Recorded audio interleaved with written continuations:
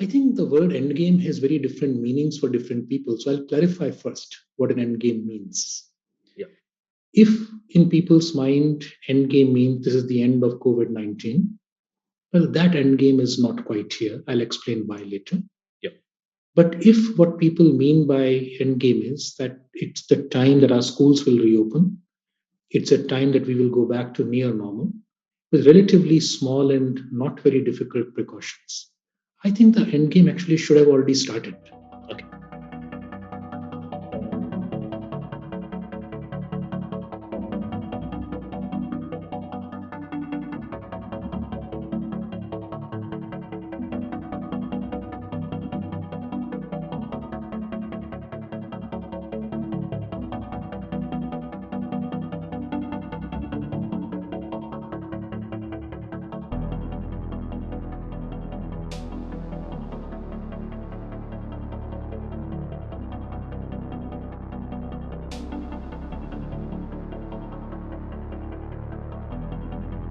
The risk to children, mental health, and development by not going to schools is far greater than their risk of having anything to do with COVID.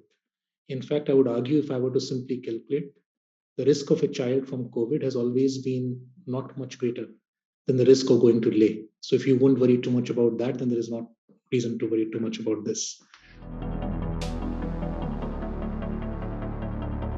But in the metro cities, like Delhi, Mumbai, but as a nation, we are pretty much near the plateau around now, and very soon we will see it coming down.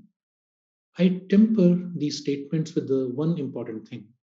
What you look at are the known cases, and known cases always depend upon testing. Testing is not uniform across India. So, my own impression is that early February is probably when the true peak and decline would probably be starting all for India. But if you look at the counts, the decline will start anytime now. So, if I had to pick between the direction of smallpox polio on one side, where there's a true endgame, versus flu on the other side, where there is a continuing struggle, I will pick the direction of the flu. Okay. Because COVID 19 is not going to go away, it will very much stay. It will get less and less frequent, affecting only the immunosuppressed, only the unhealthy, only the severe high risk people, and the extremes of ages, very young children, very old people, as time passes. But otherwise, the destruction and difficulty it causes will become much less in time to come, until and unless the virus changes very significantly, which is always a possibility, but it's not a immediate high possibility.